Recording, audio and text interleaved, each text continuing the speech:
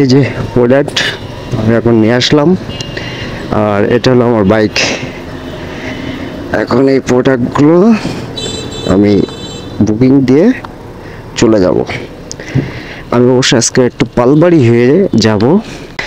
এই বাইকটা আমার খুব শখের একটা বাইক, আর আমি কখনোই স্বপ্ন কল্পনা করতে পারিনি যে আমি কখনোই এমন একটা বাইক কিনতে পারবো, যেহেতু আমার নিজের সম্পূর্ণ নিজের উপার্জন করা পয়সা দিয়ে আমি বাইকটা কিনছি।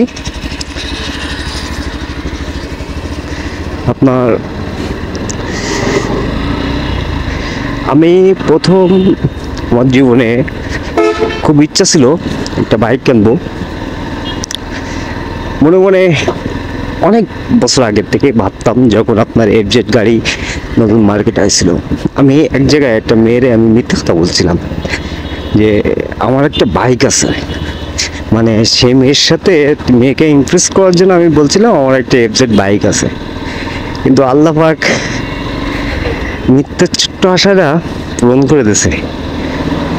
অবশেষে আপনার 2023-এ এসে আমি বাইক কিনতে পারছি, তাও সেটা FZ version 3 deluxe red colour.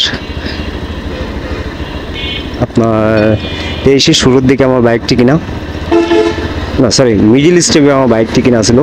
ওই সময় বাইকটা অ্যাভেলেবেল খুব কম শোরুমে থাকতো, কয়েকটা আসতো, ওই টাইমে আমি নিয়েছিলাম, দামও বেশি ছিল।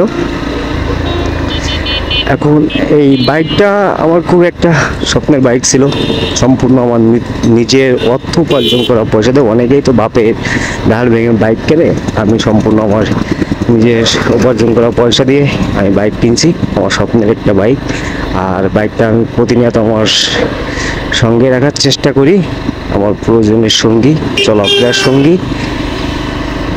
আজ প্রায় 1.5 বছর ধরে আমি বাইকটা ইউজ করতেছি। মাশাআল্লাহ খুবই সুন্দরভাবে চলাচল করতে পারি বাইকটাতে, ব্রেক কন্ট্রোলিংও অনেক সুন্দর, চলাফেরাও করি, খুব মজা পাই। আর বাইকটা কিনাতে আমার বাপ মা অনেক খুশি ছিল, তারাও কখনো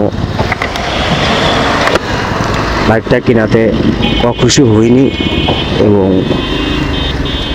বাইকটা আমার বাবার পছন্দে, আমার আব্বা পছন্দ করেছিল বাইকটা, আর কালার পছন্দ করেছিল আমার মা, যেহেতু মা লাল কালারটা অনেক বেশি পছন্দ করে, বলছিল তুমি লাল কালারটা নাও। আর বাইকটা পছন্দ ছিল আমার বাপের। আমি অনেকগুলো বাইক দেখাইছিলাম, তার ভিতর থেকে এই বাইকটা আমার আব্বা বললো যে তুমি নিলে এটা নাও, কিন্তু জিজ্ঞেস করছিল যে দাম কত, বাইকের দাম কত। আমি বলছিলাম আব্বা বেশি না, অল্প টাকা। তবে না শুনি না অল্প করে থেকে, আমি বলি নাই যে কাছে কি তাহলে তো অনেক দাম। আমি বললাম না, আমি কিনতে পারবো। কাছে তুমি যদি বাইক কেনো তাহলে এই মুহূর্তে তোমার ব্যবসায় কোনো সমস্যা হবে না তো? আমি বললাম না আব্বা, ইনশাল্লাহ কোনো সমস্যা হবে না বাইক কিনলে, যেহেতু আমার পুরো হ্যান্ড ক্যাশ কিনা ছিল। বলছে আচ্ছা ঠিক আছে, তাহলে ভেবে চিন্তে কিনো যাতে তোমার ব্যবসায় সমস্যা না হয়। হ্যাঁ বললাম ঠিক আছে বা। একদিন বৃহস্পতিবারে আমাকে শোরুম থেকে ফোন দিল যে ভাই আপনার বাইকটা আইছে, আপনি আসতে পারেন। আমি বললাম ঠিক আছে ভাই, আমি আসতেছি 3টার দিকে। আপনার বৃহস্পতিবারে সাধারণত 3টার আগ দিয়ে বা পরপরই ব্যাংক বন্ধ হয়ে যায়। আমি ব্যাংকে ফোন দিয়ে বললাম যে ভাই আমার ইমিডিয়েটলি 3 লক্ষ টাকা লাগবে, আপনি দ্রুত টাকাটার ব্যবস্থা করেন। বলছে ভাই এখন তো ব্যাংক টাইম শেষ, আপনি রবিবারে না। আমি বললাম ভাই কোনো কথা হবে না, আমার গাড়ি নামছে শোরুমে, আমি গাড়ি বেরো করবো, আর দ্রুত টাকাটা লাগবে। বলছে আচ্ছা ঠিক আছে আপনি আসেন, আমি দেখতেছি।